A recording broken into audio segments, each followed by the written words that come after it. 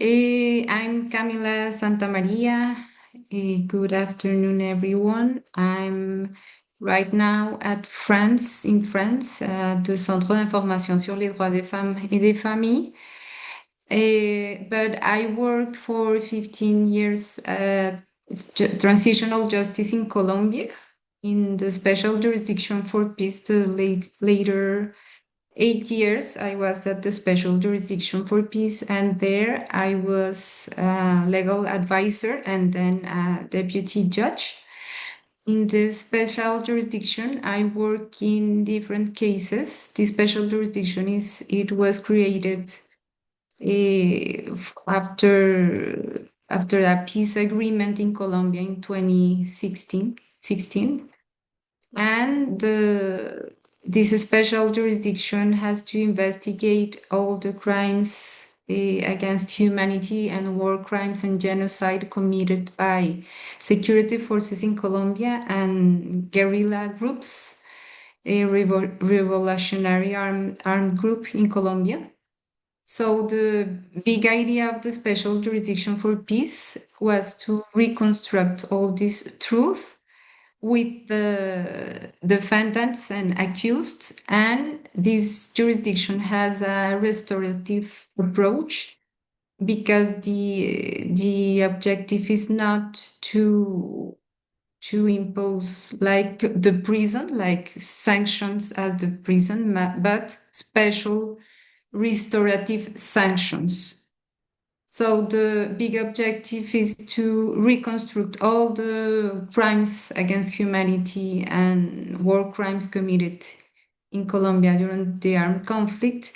And if the defendants contribute to this truth, they can have these like special sanctions with a restorative approach. I was in two cases, in the case 2 and the case 9. And the first of it, the case 2, was a case interested in did investigation to investigate the crimes against humanity and war crimes in a special region in Colombia, Nariño, who is a region very affected by the armed conflict and where there are indigenous people with their territories who are recognized as collective territories. And that was important thing to be concerned of during the investigation, because these indigenous people, the Awa people and Eperaras y Apidara people and other indigenous people in this region, they were talking us about the importance to introduce these crimes against their territories and their environment and the nature in our investigation as judges. So it was like something that the victims itself, indigenous people, asked us to include in the investigation. And that's why there's many cases in the special jurisdiction for peace, as the case 2 and the case 9, who has developed an investigations related with the crimes committed against nature and territories. So, for example, in the two cases where I working, we had during all the investigation different facts that were related, for example, with the attacks to the oils in Colombia. So these attacks that were committed by the armed group FARC-EP, the Revolutionary Colombian Armed Group, generated damage, and harm to the environment in different rivers and the sea in Colombia. So that was one type of act that we were investigating our, in this case, 2.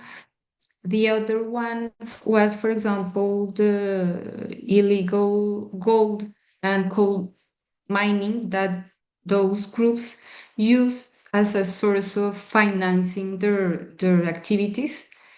And this illegal gold and coal mining has different consequences to the environment and to the nature and territories in these regions. And we have to, for example, the contamination resulting from glyphosate committed by security forces when they were trying to attack the revolutionary armed group in Colombia. Other acts that they were talking about was, for example, the attacks committed by the security forces to the territories, and as they territories, they were like seen to be located in red regions, because usually in those regions we can find this armed group. So there were massive attacks and bombings to these territories, and all these acts has different consequences to the territory and to the environment. So there were different types of crimes that were that were um, that were that we collect all around the investigation, that the indigenous people taught us that it was important to include these acts in the judicial process. So that's, for example, the case 2 when I was working at, and then we have case 9, who is in another region of Colombia that has two different crimes against environment and against nature that were identified by the victims in those regions. So another point is that the special jurisdiction for peace has 11 cases. So I work in 2 of these 11 cases. But all this reflection about the relation between the armed conflict and the crimes against humanity and crimes that included crimes against environment and nature and war crimes, it was an essential reflection all around the special jurisdiction for peace in different levels. Because first of all, the special jurisdiction for peace has a reflection to recognize new non-human rights holders that are recognized in the judicial process, such as territory and rivers. Now, for example, in the case 2 and in the case 9 and the case 5, rivers were recognized as victims of these armed conflicts. So in the case 2, and in the case 5, for example, in other case, there was the Cauca River, a river that was recognized as a victim of these actions, as this river was part of the great territory of the Nasa people and indigenous people of Cauca. So that's one level, the fact to recognize a territory and a river or the nature as a victim in different cases. That was the case 2, the case 5, the case 8 too.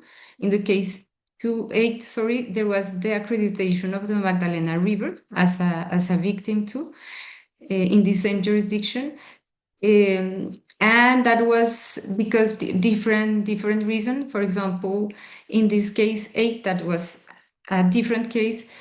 The judges considered that the river had been a victim of the conflict due to the enforced disappearance of person, pollution caused by attacks on oil infrastructure, and contamination resulting from glyphosate spraying and alteration to the river's course.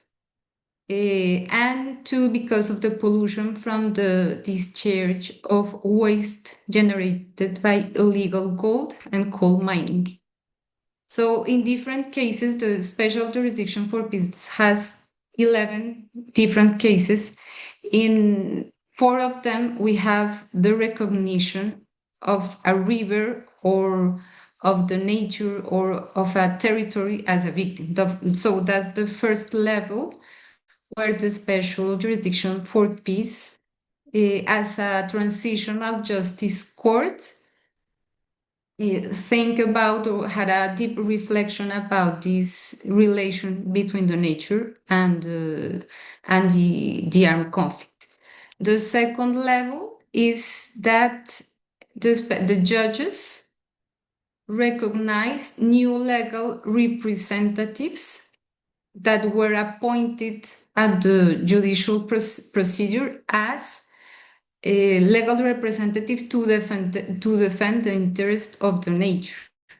So the judges recognize indigenous authorities to represent the interest of the nature during the judicial process.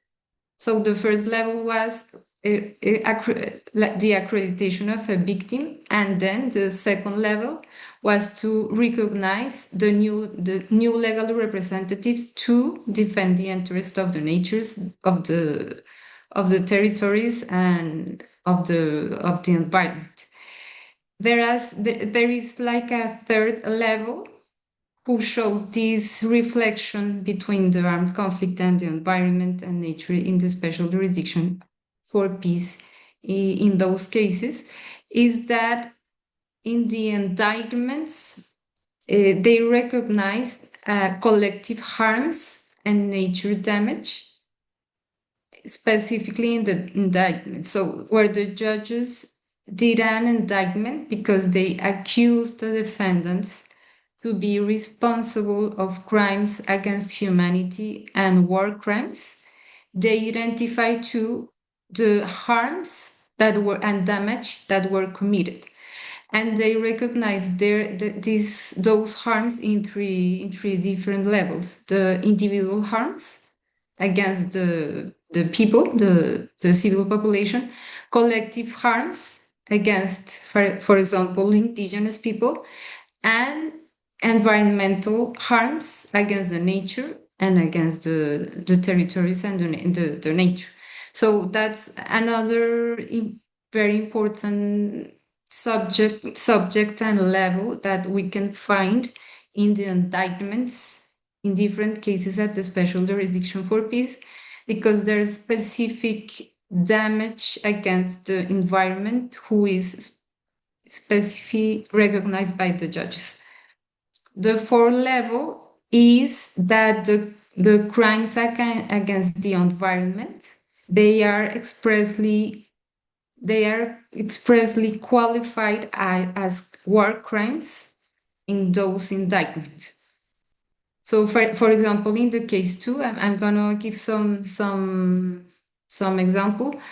For example, in the case two, they in the indictment, when the judges investigate the illegal mining and attacks to the pipelines or the glyphosate, they qualify those acts as a war crime of destruction of the environment and nature under the Article A2B4 of the Rome Statute, in conjunction with the Article 164 of the Colombian Criminal Code. So they did a mix between the Rome Statute, the Colombian Criminal Code, and the legal framework of the indigenous people to qualify this war crime of destruction of the environment. So this is the third level. As I was saying, the first level was to the accreditation of the natures as victim. The second level was to recognize representatives, the indigenous authorities, to represent the interest of the nature. The third level was to identify the harms, the environmental harms or the harms of the nature in these cases. And the fourth level is the one that I was saying, is to qualify those acts as a war crime of destruction of the environment and the nature. And to did that, they did a mix. They use a legal framework of the Rome Statute, the domestic law, and the law of the indigenous people who were in those territories. So that is the fourth level where the special jurisdiction for peace did a deep reflection between the environment and the armed conflict. And then there was there is a last level, and is that the special sanctions that were ordered in the special jurisdiction for peace in the judgment for those who committed those crimes against nature and territories. Those sanctions, they have a reflection or a link with the environment and the nature too, because those sanctions seeks to restore some ecosystem that were destroyed during the armed conflict. So at the special jurisdiction for peace, we have two sentences, two judgments until now. The first one is the case one, entitled Hostage Taking, Serious Deprivation of Liberty, and other concurrent crimes committed by the FARC-EP. And this case attributes responsibility to the last secretariat of this armed group. In this judgment, the judges identify the damage to the nature and to the environment who as consequence of this kidnapping of hostages, because actually the people who was kidnapped by this armed group was sent to territories that has like a very fragile ecosystem, and the fact to install campaments there, it causes different damages to the nature and to these territories that were ecosystem who were very fragile. So, for example, in this case one, in the judgment, the judges identify these harms, this damage to nature and the environment, and they recognize a relation, an interdependence-based approach, because they say that it was important to restoring these relation bonds between the communities and the environment that has been broken during the armed conflict. So they identify a specific ecosystem that was destroyed or damaged during the armed conflict, the high Andean and Paramo ecosystem in Colombia, whose this fragility was instrumentalized by the guerrilla during the armed conflict, for the fact because they established camps in those ecosystems, because there was a pressure on water sources, because they removed vegetation cover during their presence in this ecosystem, and because they install in anti-personnel mines in these territories. So all of these acts causes different damage to the ecosystem, and they consider that that needs to they need to order special restorative sanctions in this judgment, and those sanctions consist in works, activities, and projects with a reparative, restorative approach. So it's not prison, but instead of the special jurisdiction for peace in this judgment, then they define that the defendants, the convicted, must to support humanitarian demining, and they have to contribute to the ecological restoration, recovery, and rehabilitation of this ecosystem, because it was a very fragile ecosystem in the high Andean ecosystem in the locality of Sumapaz in Bogota. So that was the judgment of the case one. And then we have the second judgment of the case three. This case concerns the killing of at least 135 individuals, the killing of 135 individuals who were presented as combatants, but they were civilian people actually by the security forces in a region in Colombia. So in this case, even if the case was about the killing of civilian people who were presented as combatants in Colombia, the special jurisdiction for peace identified a damage to the nature and to the environment because all those acts were committed in indigenous territory, and there were collective harms and harms against the nature, especially those harms that were suffered by the Cancuamo and Wiwa peoples and indigenous peoples in Colombia. And this judgment has ordered two special sanctions with a restorative approach. For example, they order the construction of an harmonization center for the Cancuamo people and a comprehensive cultural and memory center for the Wiwa people, to indigenous people. And this center, the construction of this center, it has to be located in their territory, and they have to seek the construction of a cancurua, a traditional structure, the improvement of access roads, the restoration and rehabilitation and recovery of the tropical dry forest, as well as the care of Mother Earth and sacred sites. That's the special sanction that has been ordered by the judges, because they consider that one of the central victims of those cases were the territory too and the nature. So they order an harmonization center located in this territory specifically, and restoration and rehabilitation and recovery of the tropical dry forest, and they ordered to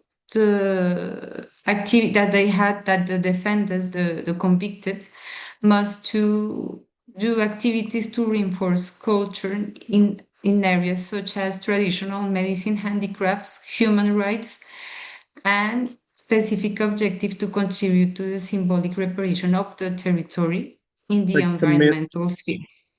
Camila, would you be able to wrap things up in another minute or two, just so that we can move on to the next presenters? Of course, I Okay. finished actually. Oh, That was okay. the last idea. Thank you. Oh, that was the end? Yes, Oh, it was good. Very well. Excellent. Thank you. that was the second judgment, and that was the end. Oh, okay, good. I thought the timing, you were on the downhill slope for the inflection of it. We'll have time left too for a conversation with the audience. I think there's a Q&A that people can put in some public questions. Just remember what Camila had said, and I think I'll turn it over now to Jeremiah Asaka from Sam Houston State University in the United States. And Jeremiah, if you wanted to, and then after our third panelist, Dhirendra Nalbo is joined. But Jeremiah, thank you, Camila. Thank you. If everyone would please give Camila some applause. Yeah, thank you so much, Veldon. Let me share my screen here just one bit.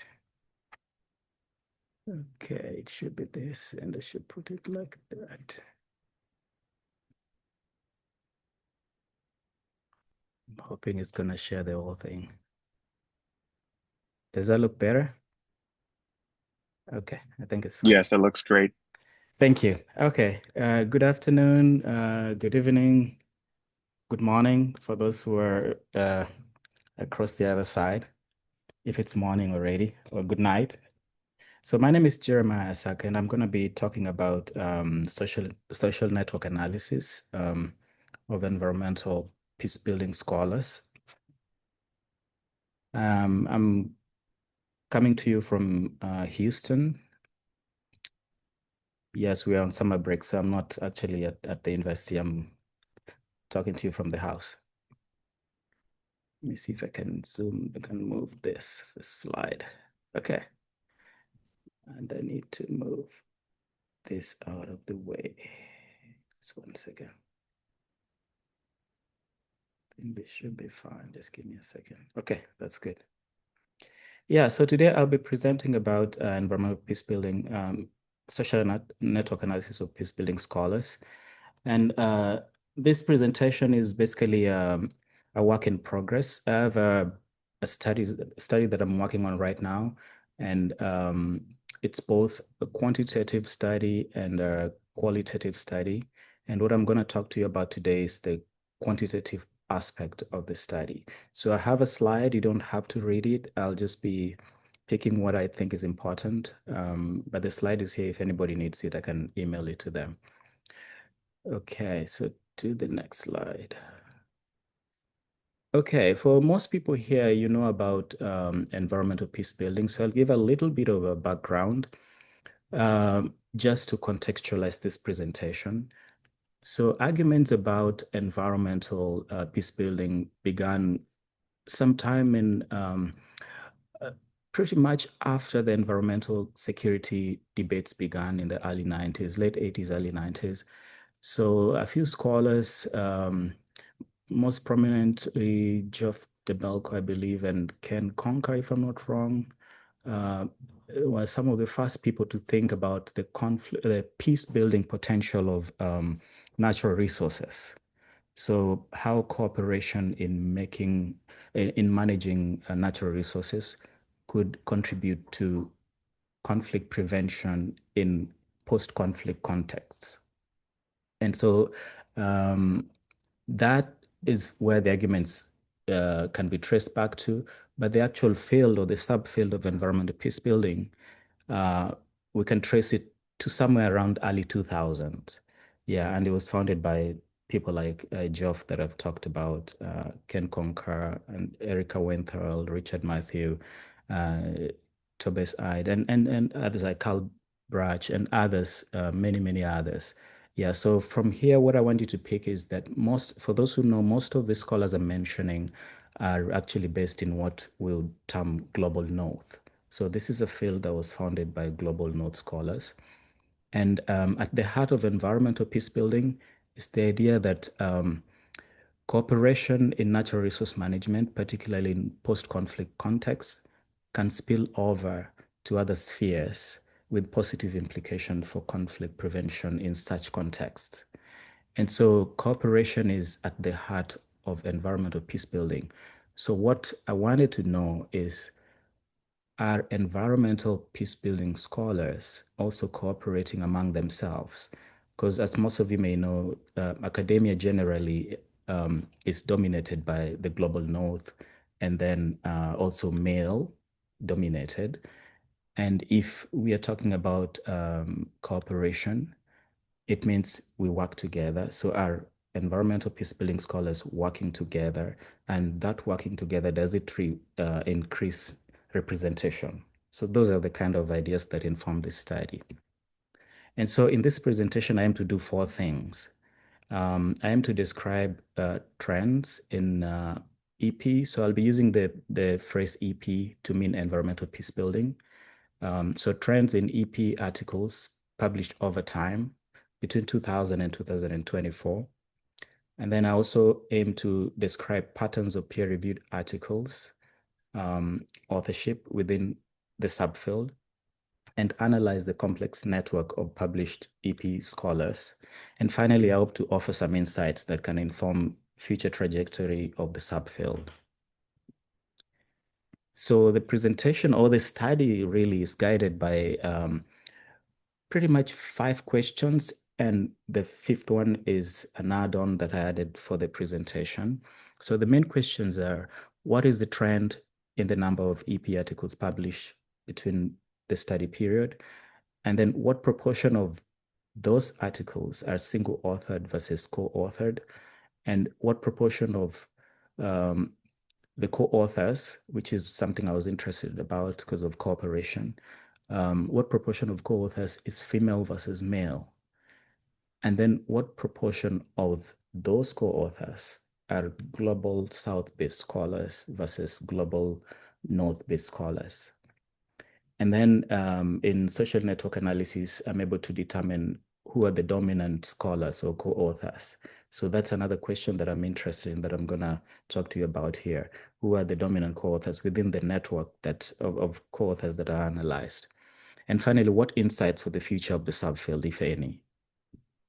Okay, so I have a list of hypotheses here, which are basically my, what I would call informed guesses, if you can think about it. So more like a response to the answers. So because this is a quantitative study, so I won't go through them, but it's basically statements of like answers to my questions, like what I think I will find based on the background information I have. So the data sources and collection procedures, I got articles from Web of Science, and I specifically looked at 2 data sets of Web of Science. So the Social Sciences Citation Index dataset, and then Emerging Sources Citation Index dataset. And I used these 2 keywords, such keywords, environmental peacebuilding, and then environmental cooperation. And I further limited my search by document type, and I only looked at articles and review articles. So basically peer-reviewed documents only. So I left things like book reviews and all that, and editorials and stuff like that. And then I limited the time frame to 2000 to 2024. Yes, and this resulted in about 232 articles for my analysis. And so I'll be going question by question to present the answers of the analysis. So the trend analysis, which I did using Excel, found that, as you can see in the graph here, the trend in publication of environmental peacebuilding articles is on the rise. And so the blue line at the top is total for all author types. So including co-authored and single-authored pieces. That's the total publications. It's been going up over time. Similarly, the green line is total co-authors. That's also been going up. And single-authored pieces are also been going up, but not at the same trajectory at the other ones. It's slightly, I won't say declining, but it's not increasing as quickly as the other ones, or with the same magnitude as the other 2. And so that confirms the first hypothesis and the second sub hypothesis of the first hypothesis, but does not confirm the first sub hypothesis, because I was hypothesizing that trend in publication of single-authored pieces is declining over time, which is not necessarily the case here. And then let me go to the next one. And then the other thing that I was interested in is finding out the proportional representation of authorship types. So I hypothesized that co-authored pieces would be more than the single-authored pieces. And that's exactly what the study found. So that confirms my hypothesis for this specific one. So 55% of the analyzed articles were co-authored, so more than half. About 45% was single-authored. So up to that point, we see that cooperation is really a key characteristic of EP scholars. And now on to the other aspect that I was also interested in, the network analysis. So I did a social network analysis of co-authors, about 361 scholars, and partitioned them by gender. And that revealed that about 57% of the authors are actually male, meaning that the males dominate the field, which is what I hypothesized, that the field is dominated by males, and that's confirmed here. And that, so in this graph, just to make you aware, because I know you might be wondering what I'm showing here, the orange you see are the males. So, and the teal are the females. And then I further looked at this and partitioned it by region, so global north versus global south. And I found the same thing, that the field is dominated by the global north scholars. And so in this case, you can see 68% of the co-authors were from the global north and 32% are from the global south. And in this graph here, the pink shows global north and green is global south scholars. And towards the end of this, I was interested in figuring out who among the scholars that I was analyzing are dominant or dominate the field. And to do that, I had to first run modularity to get to cluster the nodes into communities or groups. So people who are collaborating together, who is working with who, and within those groups, who is dominating, if any. And so I did that, and I found what I consider a large number of communities, 100, and it was not possible to reduce it to a smaller number because of the nature of the network. So most of the co-authorship is between 2 people, 2 to 3 people. And the Gephi algorithms, they kind of pick that as a single community. If there's no connection between that and the bigger ones, they're treated as individual communities. So majority of the hundreds are just 2 authors working on a piece. So that's why you see it's 100 communities like that, just some background. Then after doing that, I decided to now partition them by region. So I'm going to do this by region and by gender, but let's first do by region. So I did it by region. And before even partitioning it by region, what I did was I resized the nodes based on the number of connections of each node. So if a node had, let's say 20, like the largest one has about 21 connections, I increase its size to be large relative to the rest so that it pops out. And that's basically what you see in the graph. And so as you can see, global north scholars are still dominating here. The pink is global north, as you can see. And the big circles seem to be mainly global north scholars, pink in color. The global south scholars are the green. And you can see there are a few dominant ones, but they're not as domineering as the global north ones here. So that also confirmed my 5th analysis. And on gender, I did the same analysis, but now partitioned by gender.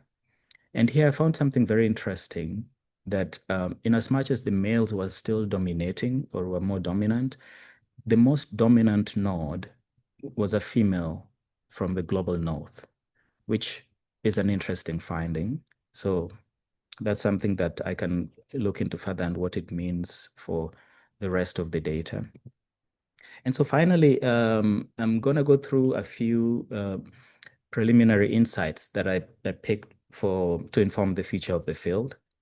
And so from what I've presented so far and what I found, you can see that the field, there's an upward trajectory in terms of growth in number of publications. So the field is growing over time.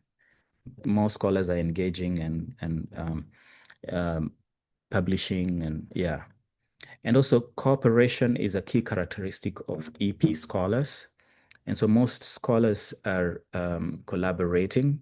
As you remember, 55% of the analyzed articles were co-authored, meaning more than half were actually co-authored pieces. So that's a good thing.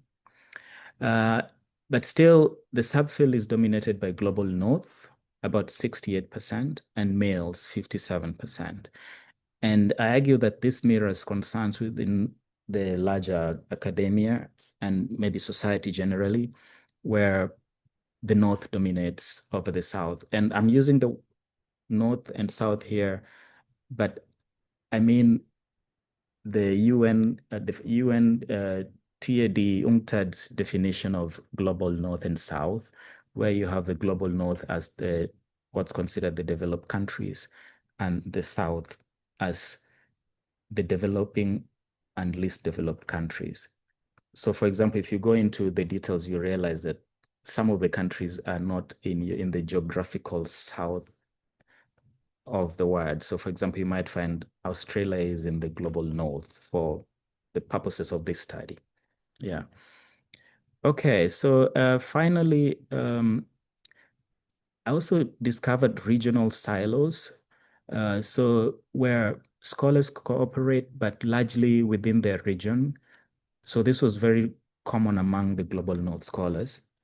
You'd find mainly a group of 6, 10 collaborating with maybe one global South or no global South scholar in the network.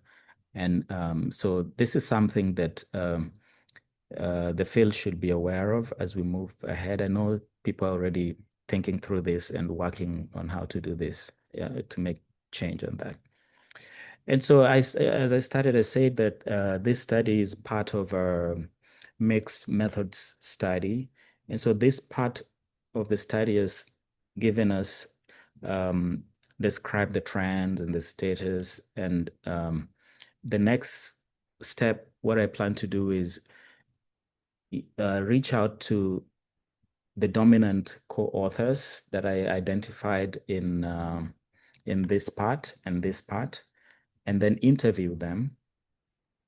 And I intend, with the interview, I intend to, or I hope to respond to at least three things or three questions, if I could call them.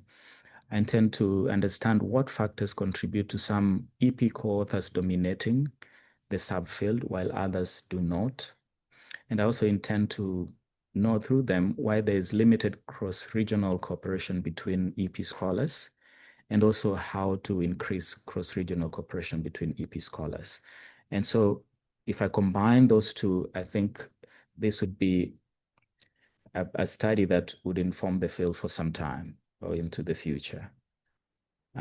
That's all I have, and I welcome any questions that anybody might have. I hope I did well on time, and that's it. Thank you.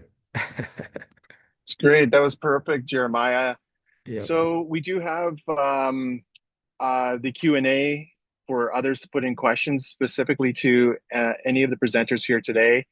In the interest of time, we'll move over to Dhirendra really quickly, and we'll try to answer one or two questions live at the end if we have enough time left. But thank you so far, and a round of applause to Jeremiah as we move on to Dhirendra.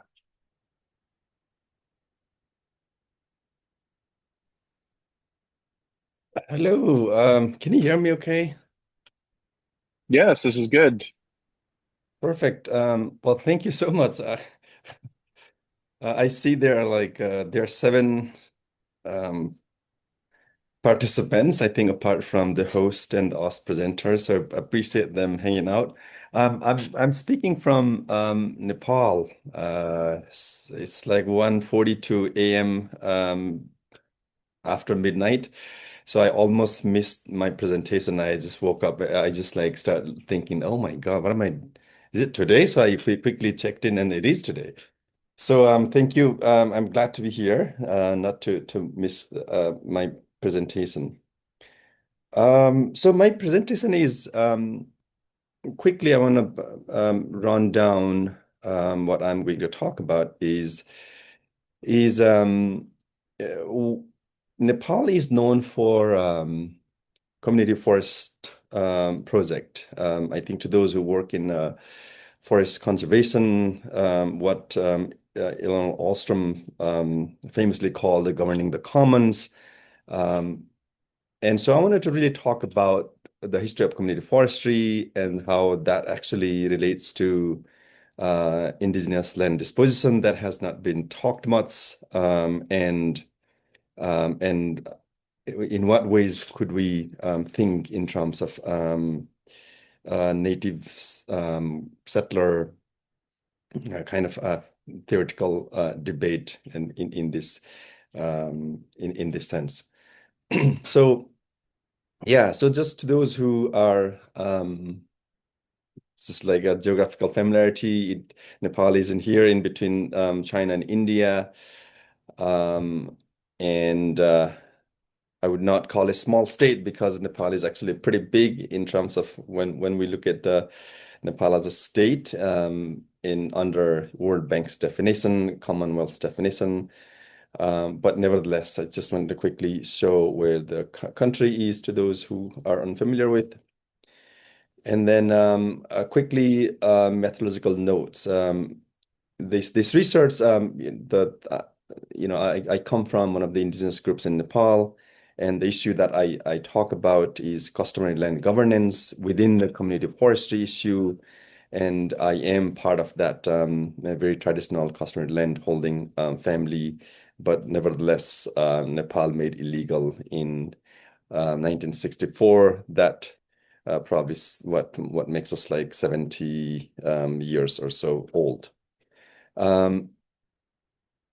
So the three assertions that I'm going to present with you is community forestry is emerged out of both domestic political needs and supported by neoliberal global forces. And the assertion two is this community forestry that's massively came out in 1970s onwards is largely seen as a conservation against what was then seen as a great Himalayan theory of great Himalayan degradation. But that sort of like a greening sustainable forest management has been a part of a massive indigenous land disposition. And assertion three that I want to share with you is about oftentimes I think scholars research within indigenous communities often seen as either very sympathetic ways or in romanticized ways. But the way I look at it is neither of them. This is an intense place for contestation, debate, and negotiation that indigenous communities are actively participate with state, international environmental regimes in a local context, regional context, and global context. So the rise of community forestry program in Nepal is again, as I with my assertion one that I have shared with you, it was yes a debate around kind of emerged in the late 1970s, early 1970s, and then picked up ever since. Back then, the debate was, well, the entire Himalayan region is suffering environmental degradation, and that includes Nepal. And if the country does not actually actively work towards preventing further environmental degradation, then the country will suffer massively of all kinds of economic development, many other social and environmental issues. So the government took this as a serious suggestion, and many international donor agencies also came in to support this greening effort. And Nepal has now millions of household people are involved in community forestry project. In fact, now Nepal is qualified to engage in climate justice carbon trading mechanism. So what was then around 19% of forest coverage in the 1970s to now what is a 46% of community forestry coverage. So that's a massive accomplishment from forest conservation. Historically looking at back then in the 60s, there's a political upheaval and regionally, Nepal, as I showed you in the map, Nepal is so in between Nepal, China and India.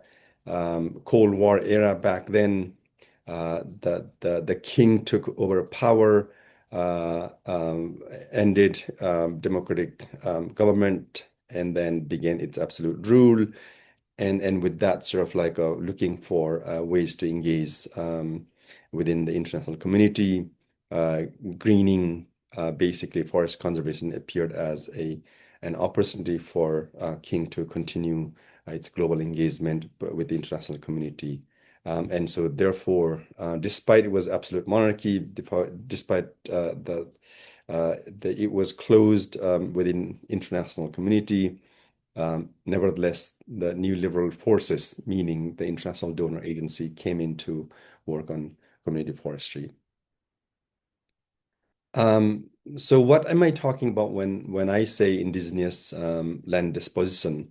I think Veldon, I kind of quickly looked through you worked a lot on indigenous issues as well. So the indigenous land disposition I'm talking about here is in the Far East. That's where I come from originally. And then in the map, as you can see in the map, to those, I think the pink, and that side is where indigenous territories used to be there. And then that became later on what was larger Nepali state. I'm going to give you quickly here the story. 1770s, the unifier, what then became a modern Nepali state, kind of conquered towards the east. The eastern indigenous communities, such as like my community, fought a war. Nevertheless, nobody kind of won the war, and so they signed a treaty between Nepali state and indigenous communities then. And when the treaty was signed between the Nepali state and what is called a Limbuan, the Limbu community of the Eastern Hills, there was an agreement that whatever kind of land system, governance system that you have, you will continue, but you will be part of the Nepali state. And so that was sort of like a arrangement, and in the indigenous communities in the Eastern Hills continued their customary land governance system.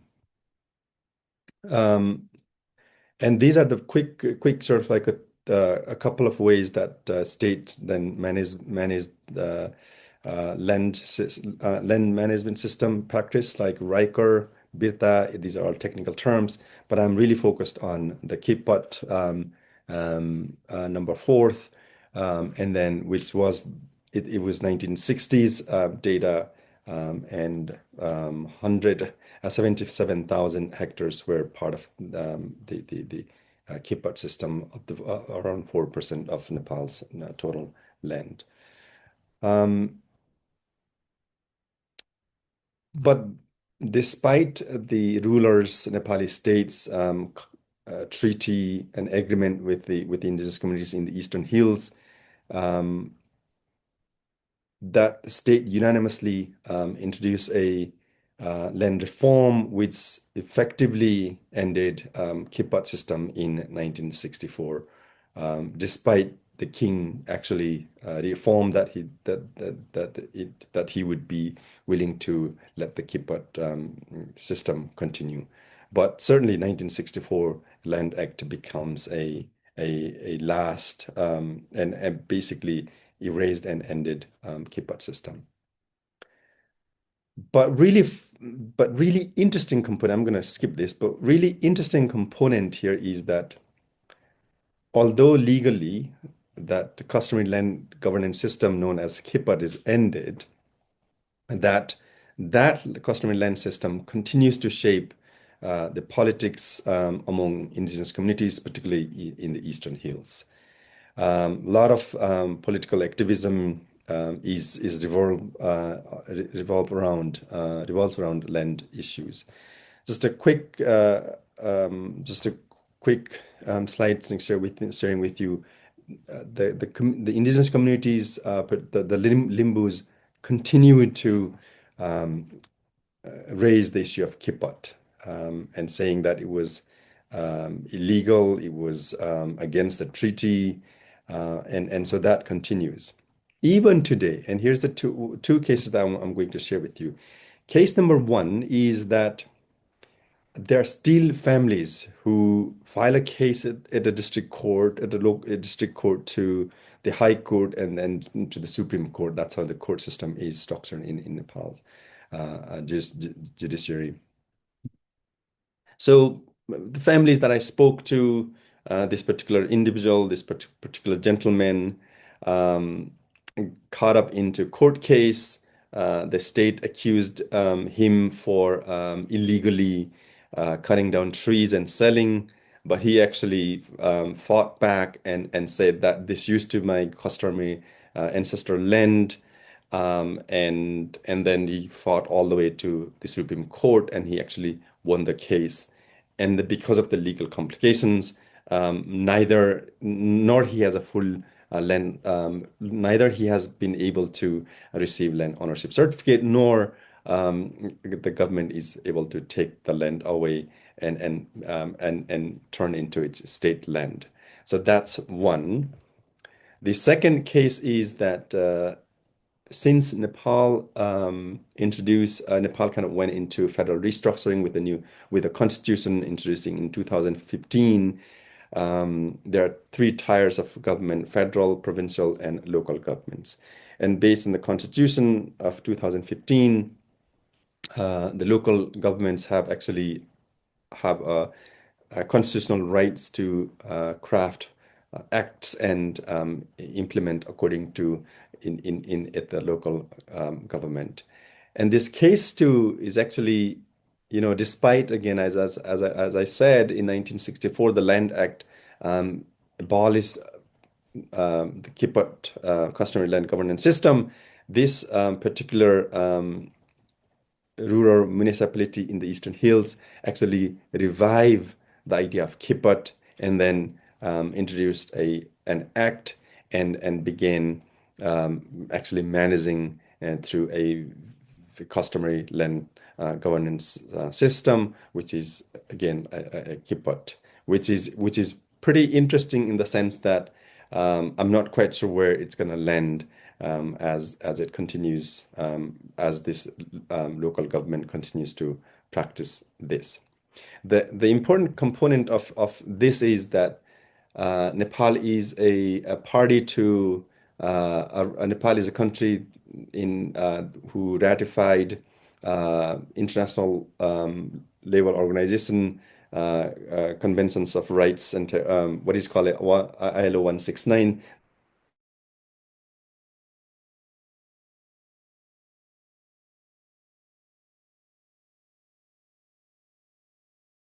So that does make Nepali state accountable to upholding ILO 169, and it also a party to Nepal is also a country, a party to UN RIP, United Nations Rights of Indigenous Peoples, and so that really allows indigenous communities to really demand, based on this international conventions, practices, and but at the same time, the state is very kind of continues to practice in a very it's in a very colonial sense in a way that, well, that land rights has ended earlier, so that no longer works. But then international, when the state signs become party of the international environmental regimes, then it does gives a space for other for indigenous communities to really assert themselves, their rights. And so that is one an interesting aspect that is happening within environmental issues. I think I would rather spend our time to have a discussion. I think I'm going to conclude here so that we can have a bit of discussion as opposed to just me talking. So yeah, what is the takeaway? What is the kind of like a couple of points that I wanted to put it here is as how do we think about when very localized community forestry projects is intensely become regional and global? When what is a local acts then and entangled with international law? And how do we then really think about these land issues when all kinds of capitalist ways of looking at the forest resources continues, but at the same time there's a debate on where resources is no longer just a commodity. Resources is not even resources. It's an environment. It has a much more kind of wider and comprehensive notion among indigenous communities who don't necessarily consider environment as resource, but rather a part of like cosmology, but rather as a part of a bigger aspect than simply a commodity to be sold and commodity to be extracted, and in a very the concept of sustainability. So I'm going to end here. Veldon, thank you so much for chairing this panel, and I appreciate your time and many other the participants. So I'll stop here. Yeah, thank you, Dhirendra. This was really great. I really loved all three presentations and the work that you've done here today to share with us in the sort of kickoff for the virtual session of the conference that'll be in person. But we do have a little bit of time. I mean, we can give Dhirendra a hand too. Thanks to all three. But any questions from the audience that you wanted to raise while we have 10 to 15 minutes? That perhaps we can have some dialogue.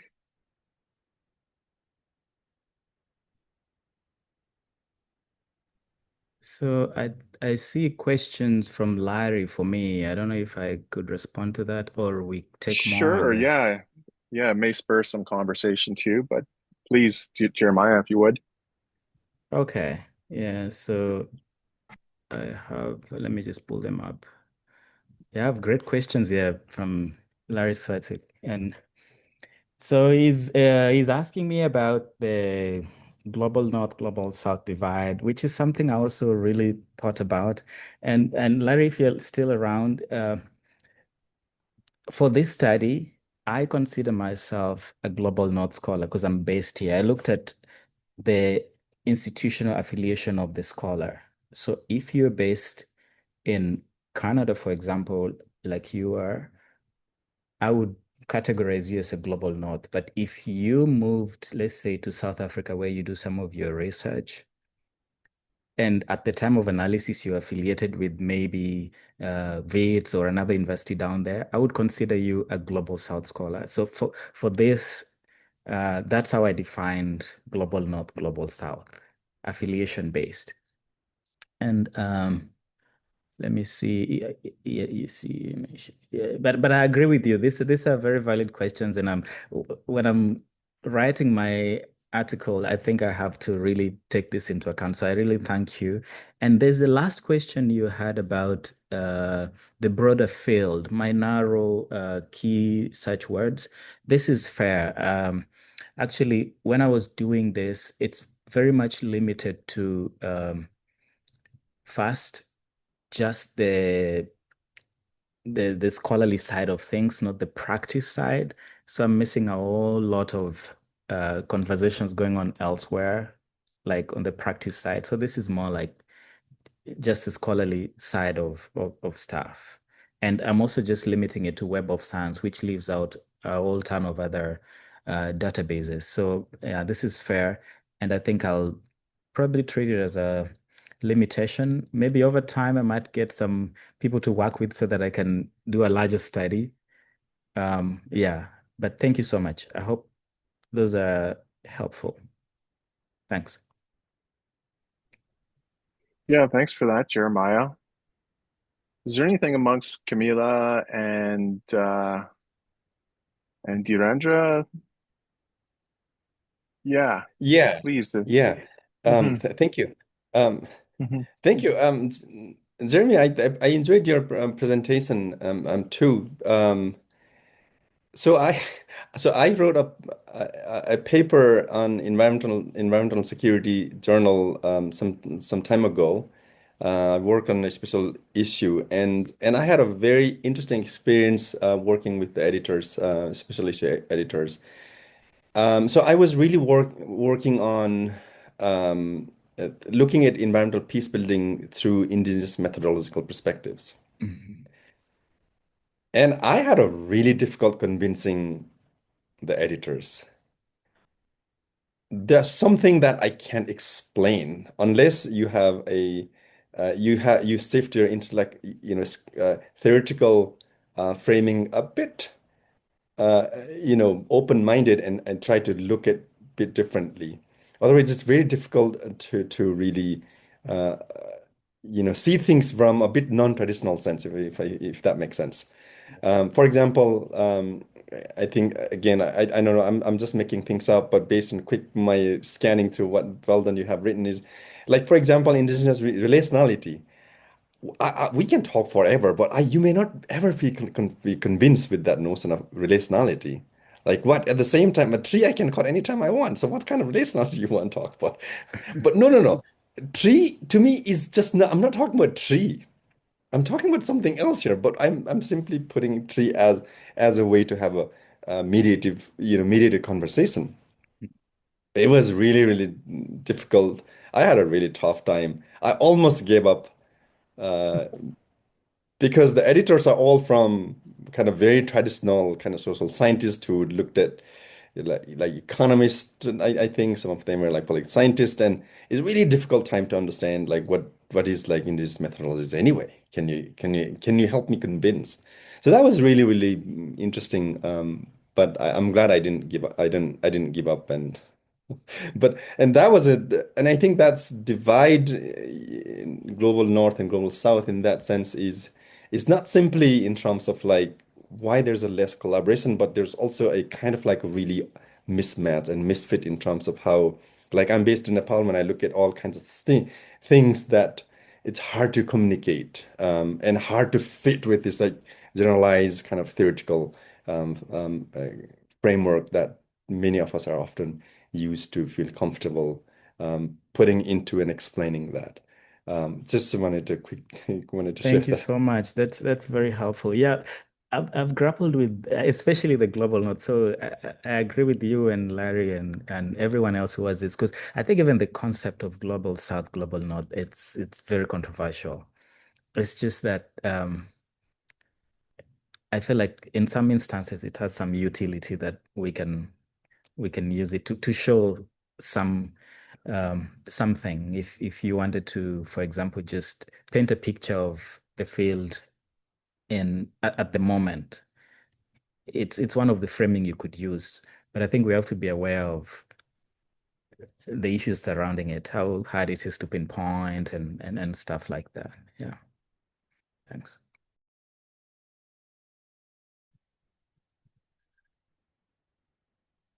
Is there anyone else that has anything? Larry's followed up with a few things too in conversation. I didn't know that we couldn't open them up to the audience to join in here, but I guess Larry's making well do with the Q&A to engage in dialogue here with Jeremiah. And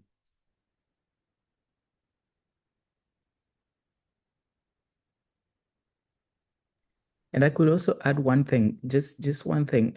So for the people in the audience, I think Veldon already knows this, and maybe Dhirendra was not here when I said it. I was meant to be on another panel actually at Ottawa, not this panel. But then when I changed my plans not to travel, this was the best fit panel that I got. So there's really nothing about decolonization I presented. So there's kind of like a mismatch. So I think I need to put that rider so that people understand my presentation in context. Thank you. Yeah, absolutely. Anything else? Any parting words, thoughts? Yeah, it's a difficult sort of mode to engage in some of the conversations, but if there isn't anything else, I think I'll just thank the panelists, Dhirendra, Jeremiah, and Camila for showing up and starting things off in the conference anyways with what you're working on. So thank you all for giving us some time, and Dhirendra for sticking up and staying up for in the wee hours of the morning on your part of the world. Well, thank you. Thank you. I assume that you are going to the real conference, Veldon. I hope you enjoy that. I should be. I'm not too far. I'm about an hour and a half west right now where I sit today. I'm not in Montreal today. I'm closer to where I grew up, but yeah, so I will pop in person, I think. But yeah, I still have an affiliation actually with the University of Ottawa, but yeah, it's close to home. Great, great. Yes, this conference I have attended almost all since the first one I didn't go, but then most of them I've done it because it's a conference that I care for. I really deeply care about, and the topics are really close to my heart, and so, but couldn't come in person. But thank you for making this virtual presentation possible and sharing the panel, Veldon. And it's good to see the two colleagues that although just again virtually. Yeah, it was a good panel actually, bringing Camila in from France and Jeremiah in southern US Yeah. and you in Nepal. So glad we could do it. Yeah. And just for the records, I want to thank Larry here. I'm not able to type quick that much, but I really appreciate his comments and the questions and feedback. Yeah. And if I get to publish this, I'll remember to acknowledge him Yeah. as is a tradition. Yeah. No, it's good. Thank you. Yeah. Okay, But well, thanks, let everyone. Dhirendra. Yeah, thanks you to everyone. Dhirendra, you got to get to bed, I think, and Camila, maybe it's getting late there, so. Yes, thank you so much. Thanks, Veldon. Thank you, Thanks, Camila. everyone. Thanks, Dhirendra.